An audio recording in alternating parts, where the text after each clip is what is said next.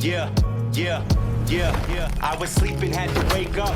Why? Every reason I can think of. God, till the day I keep the ink up.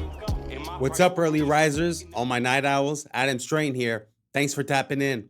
Before we dive in, just a quick heads up. This is for entertainment purposes only. Nothing here is meant to be taken as fact. It's just perspective, just vibes. As I always say, do your own research so you have no one else to blame. Some of the content might be a little bit triggering, probably not, but just in case, I'm issuing this trigger warning. Either way, I'm glad you're here. My goal with this channel is simple: to create a space where our ego takes a back seat and our ideas get a chance to breathe. So if you're down with that, you're in the right place. So without further ado, welcome to Adam Strain Reacts. Let's get her done. Oh my god, the cubby hairs.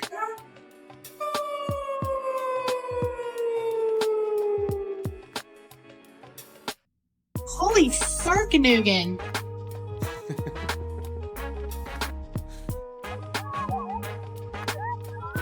Holy farkanugan. In the room.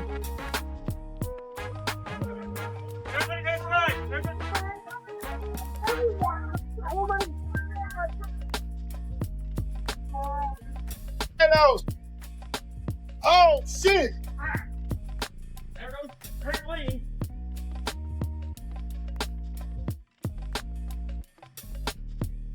The cubby hairs. Oh my god.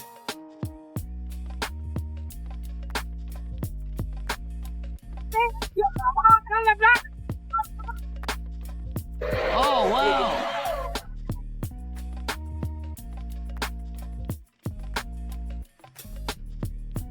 Oh my gosh. Oh my gosh.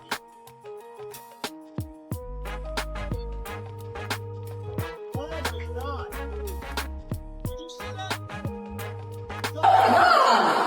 Look, that is it. Oh my god.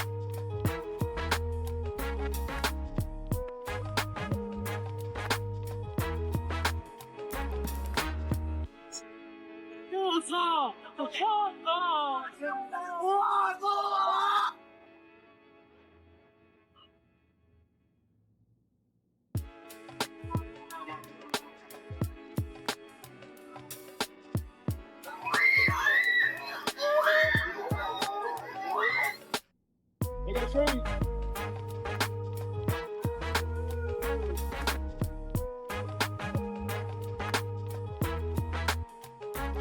My god, the cubby hairs.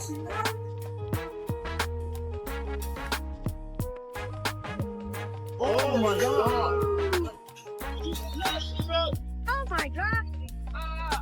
Holy shit!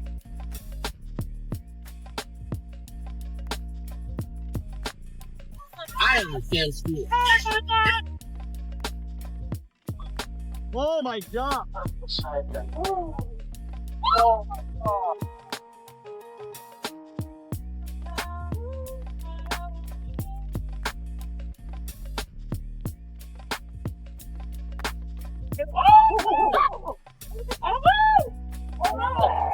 Oh my god. Holy shit. Oh my god.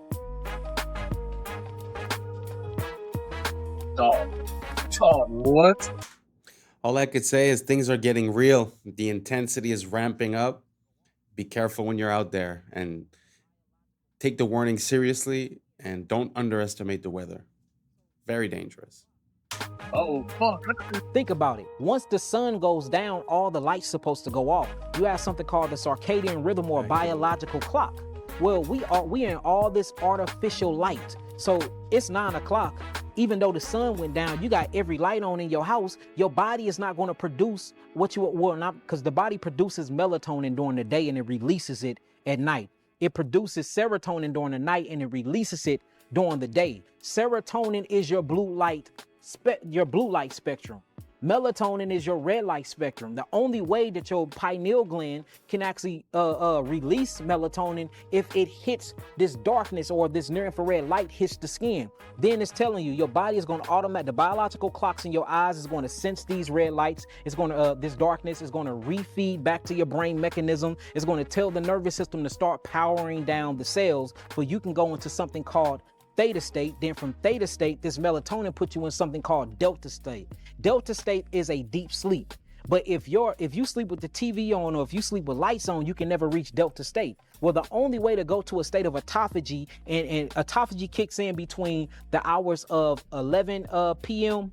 and 2 a.m. Saturn is a god of the Jews today, and they worship him on Saturn's day. And his name in the Phoenician language is Sabbath, and so they have today something called Sabbath. So in the 10 Commandments, remember to keep holy the Sabbath. Sabbath is a worship of planet Saturn. I certainly would not believe or want to embrace the idea that that's actually what they are serving or what they are believing in. Of course, no, they don't know that they're serving Saturn. They don't know. No. But one of the most important symbols in Judaism is the six-pointed star, the Star of David. So it's a hex. The ancient peoples in the ancient world used to draw a circle on the ground and then draw a triangle in it. And then they would draw in another triangle opposing it. So that's the Star of David inside a circle. Then you step inside of it and cast an evil spell on you. And so that's where we get the word they're casting the hex on you. And so today the Jews walk around proudly to show they got the hex put on them. I'm not allowed to say certain things, but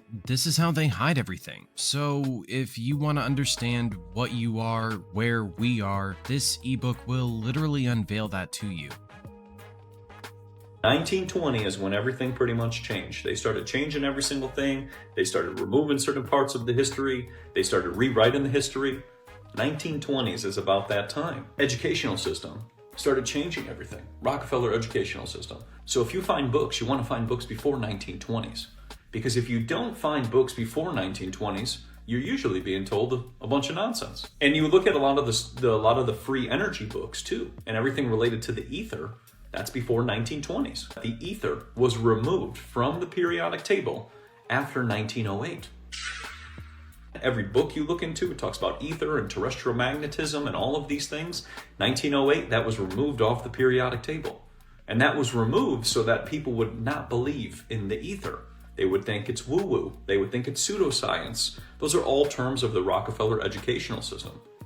Coming up with terms to debunk the truth and debunk what we were once connected to. Then when you get rid of ether, you get rid of everything related to the fifth element and the quantum. You get rid of all of that. And then you make up a whole new narrative and you remove all that so that when you can't explain something, you just say, I don't know what it is. And this is interesting. There's always a ball on top, which is usually made from brass. There's usually an eagle. Atmospheric antennas. This is interesting. Tiffany and Co. That's a long-standing company for taking over things. United States welcome, it says. Tiffany exhibit. And what's interesting is they destroyed all of this afterwards because they said it didn't make any money. This is an interesting one. 40-inch telescope. That's quite a telescope. This is the most interesting. Kingdom of Denmark. I don't know if anybody's ever seen that. And there's always people just sitting right in front of it, taking their photo. I feel like taking ownership of it. And there's that same building again. Absolutely remarkable. And we can say things were built better and people worked too as well back then, but people work hard today too. And we have power tools and all kinds of technology and whatever it may be. And you just kind of look around and certain things, like what does that even do? Certain things. Here's another one. Do you really believe what they tell you? Have you heard of the orphan trains? It was a covert operation to repopulate and reshape the American Midwest. This is as dark and scary as it sounds.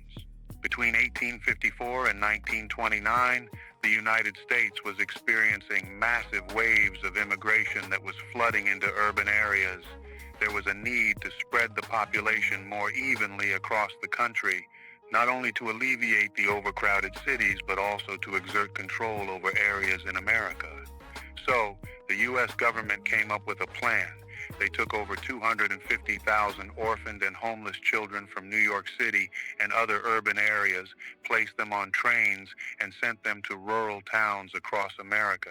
This plan was sold to the public as giving these children a fresh start, but the reality was much darker and more complex. Many of these children simply vanished. Over 100,000 children disappeared as soon as they stepped onto those trains. Was this just a result of poor record keeping, or is there a more sinister story behind these missing children?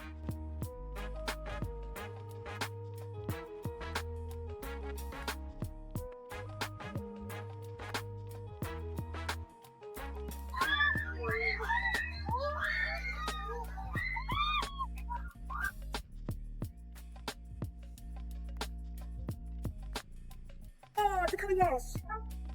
Oh,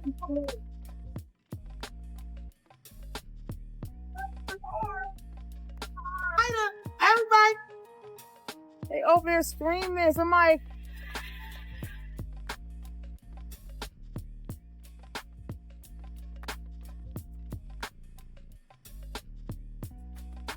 See.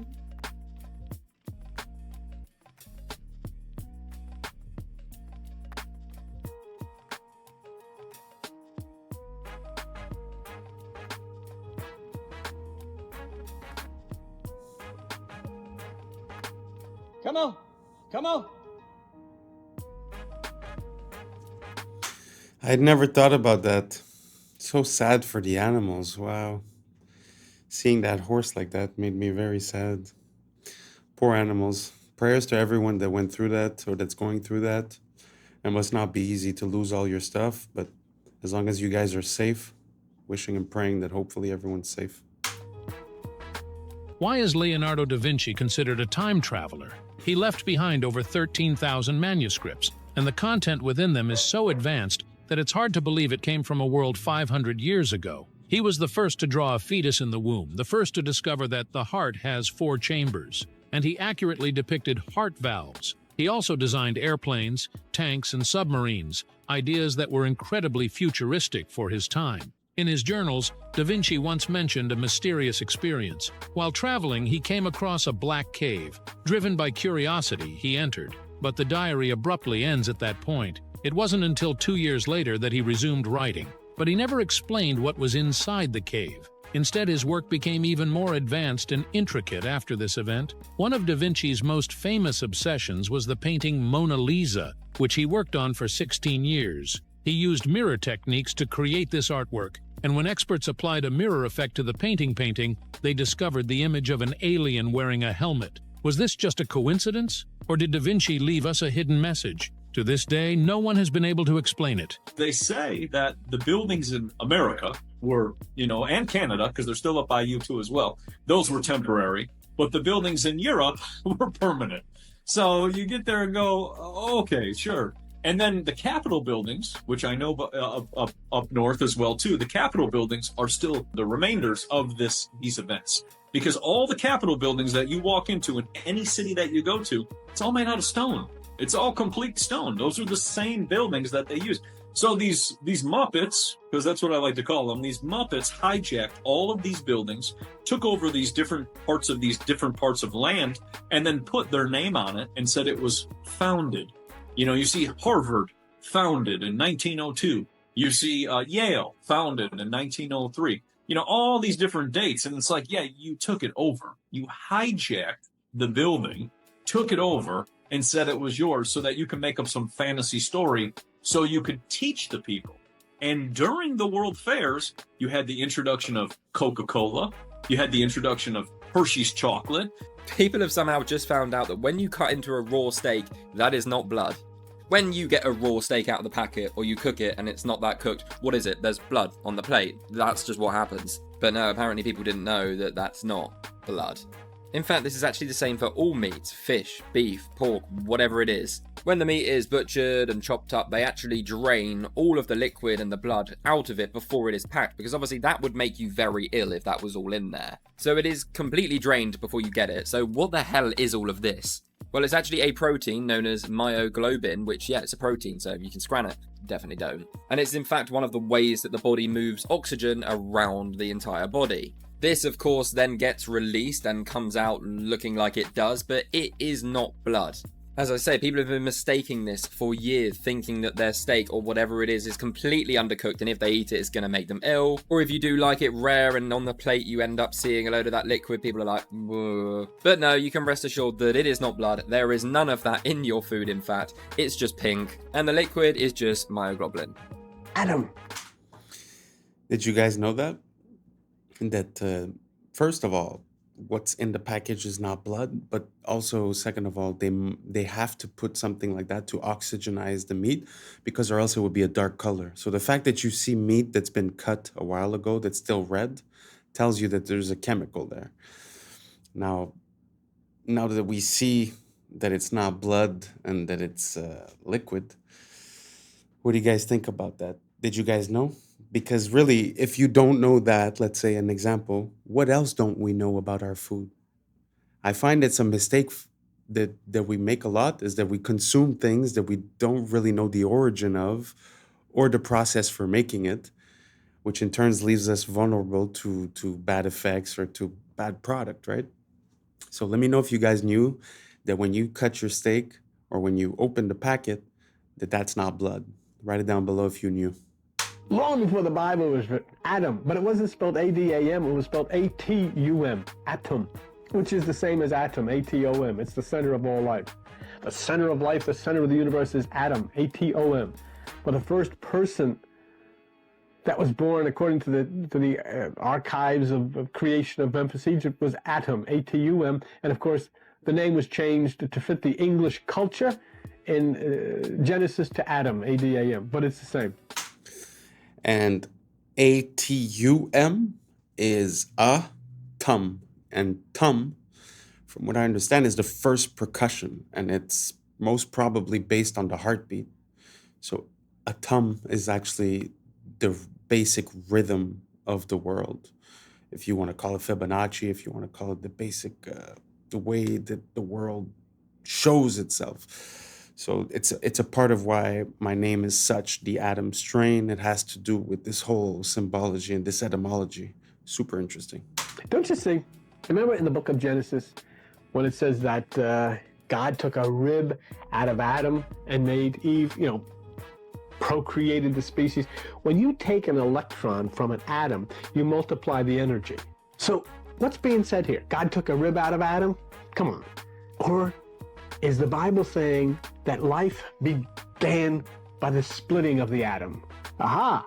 Of course, a lot of fundamentalists will get upset with that because it makes too much sense, Not supposed to make sense. The Bible does make sense when you get behind the words.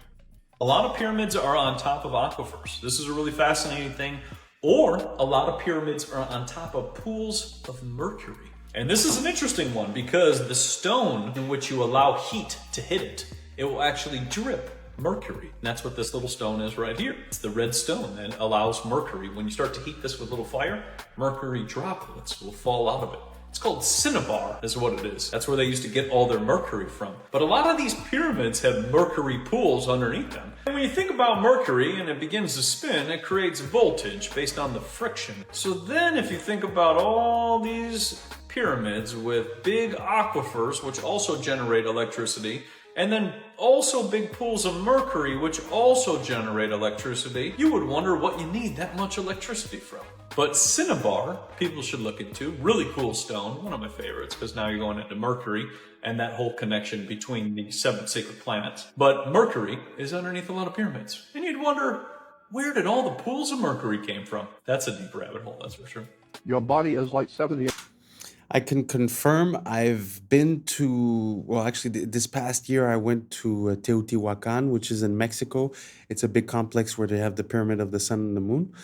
And I actually asked one of the tour guides about the mercury underneath the pyramids, and he confirmed that the previous year they had found traces of mercury below the pyramid. What do you guys think they were using the mercury for? You think it was just aesthetic, Or do you guys think there was energy production capability in those ancient pyramids? Let me know down below. 8% water. And when you come out of your mother, her water broke. So therefore, everything we do in commerce is based on water. And that being the case, it's based on shipping. The idea is don't rock the boat when you're at work. Don't rock the boat. We run a tight ship here. We don't want to rock the boat.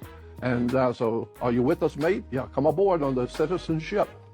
And so now you got the dealership and sportsmanship and citizenship and all the different kind of words that end in ship. Why do you have banks? Where do you find banks? Banks are on both sides of a river. They're called river banks. What does a river bank do? It directs the flow of the currency. Money runs through your hands like water. No, money is water. That's when you put it into a bank, it's called currency. Because it's a current, it's an ebb and flow. Comes in and goes out, it comes in and goes out. It's a flow of money, and then money is water. Money is a cash flow, a liquid asset. There's a reason why everything works the way it does. Also known as the 19... Very interesting. What do you guys think about that? The etymology of words. I guess sometimes, we learn what words are, and we don't really question the etymology or where it comes from. And we don't really see the pattern between words. But once it gets pointed out, I guess it's hard to not see it, right? Because even when it comes to the doctor or birth, the birth canal, see, breaking the water, these are all water terms. So theoretically, from what I understand, under maritime admiralty law, you would be seeing as a piece of cargo being birthed into that land. Anyways, food for thought. It's very interesting to see where these words come from and how to be used. Did you guys know that the money talk was all based in water? Did you guys know that? Let me know down below. 1800 Paris World's Fair. According to the mainstream historical narrative, the event was organized to showcase the technological, artistic, and cultural achievements of the 19th century, while also serving as a platform to inspire innovation and progress as the world entered the 20th century. It was meant to be a celebration of human advancement, highlighting the past achievements of that era.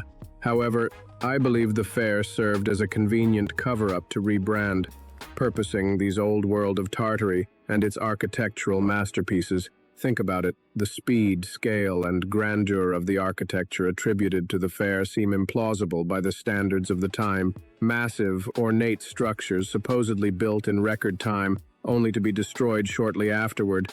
Does that really make sense? Or does it raise questions about whether these buildings had a deeper, hidden past? Look at the photos and ask yourself, were these really constructed for a temporary exhibition, or were they relics of a civilization that history has chosen to forget? He proves that the moon landing video is completely fake. In the middle of the desert in the United States, he found the spot where this moon landing scene was filmed. It's quite compelling and shocking. You should know that a Google artificial intelligence was presented in Russia. This AI can determine if a video is fake or not, and it can do this for any video. During the presentation at the Kremlin in front of Vladimir Putin, he chose the moon landing video to see if it was fake or real. This AI declared that the NASA moon landing video was completely fake. NASA admitted that it was a fake video because they supposedly lost the original, according to their tweet. Elon Musk said, I understand better why we haven't gone back, because even today we would have trouble doing it given our technological capabilities, which is pretty crazy. Subscribe for more quality videos. What do you guys think? Did we go to the moon? Did we not? I know it's a debated subject. What do you guys think? Let me know down below. I'd be very curious.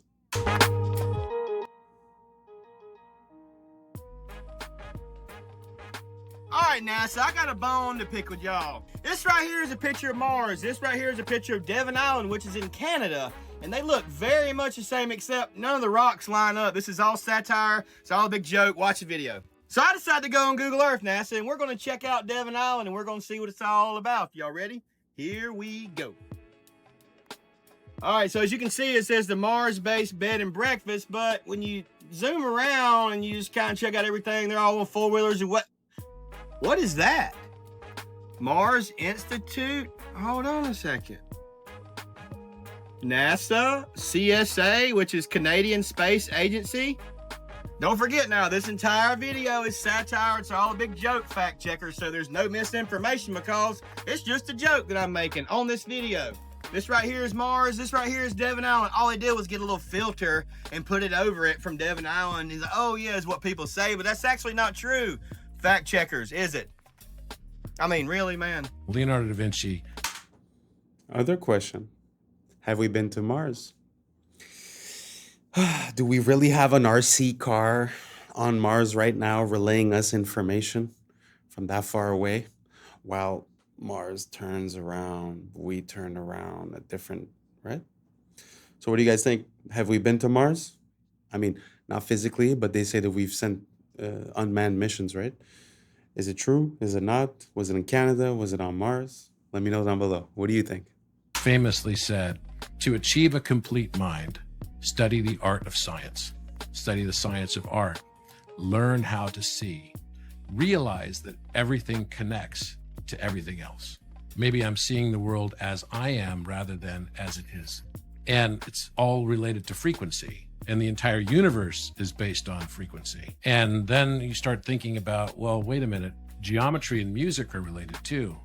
And maybe music is just the geometry that we experience with our ears. And maybe geometry is just the music that we experience with our eyes. And when I kind of heard that for the first time, I started really recognizing, I think what he really meant by that is this beautiful geometric scope of experience. So the more of those lines you can recognize, you're pushing the boundary condition of entropy, which is really just ignorance, further and further away from you, as you understand more of this divine encryption that is the universe that we live in. If you think about how modern ultra-processed food was created, you got a bunch of companies that are like, all right, what can we exploit about human appetites to make foods as compulsively eatable as possible, right? It's terrifying. You've got, I think Coca-Cola, I think it was, said something like, we have to conquer stomach share. This is a term they use. What? Yeah. So like, how can Coca-Cola fill the maximum amount of stomach share in the humans of the world? And they did it. And one of the ways they did it also was make it cheap and accessible. I mean, think for a second how crazy that is,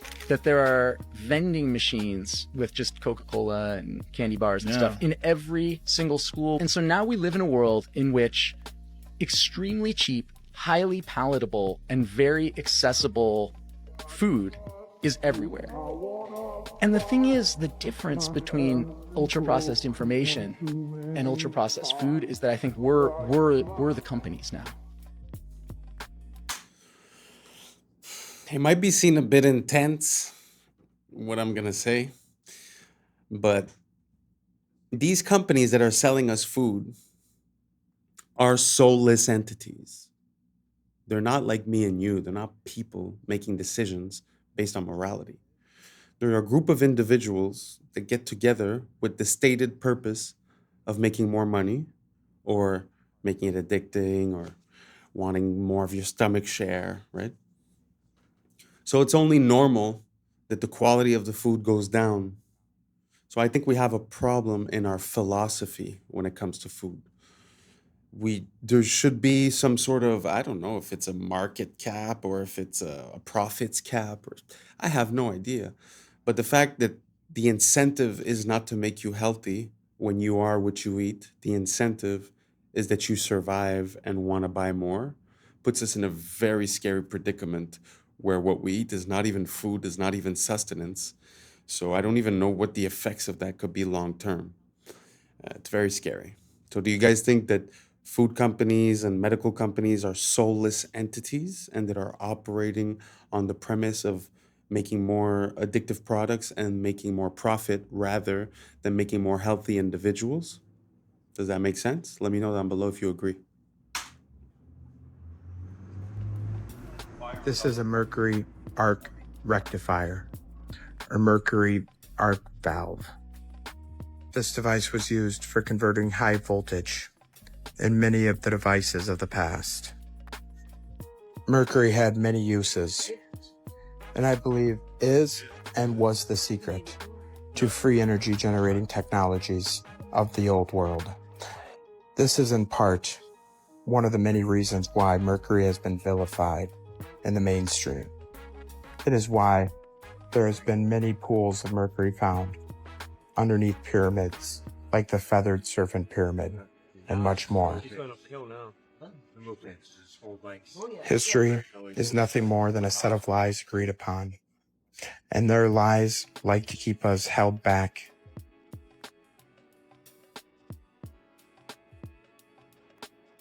Before you try to solve a problem, first make sure it's your problem. That like blew my mind when I first came in. It was like, oh, a friend of mine is going through a breakup. I need to go over there and I need to start helping her pack her stuff. So it's like, why am I solving someone else's problems? My addiction was to get out of myself. Instead of checking out with drugs or alcohol, I was like, I'm going to use someone else's problems to disassociate and to get some self-esteem. That's how low my self-esteem is, that I need to go rescue someone to feel good about myself, you know?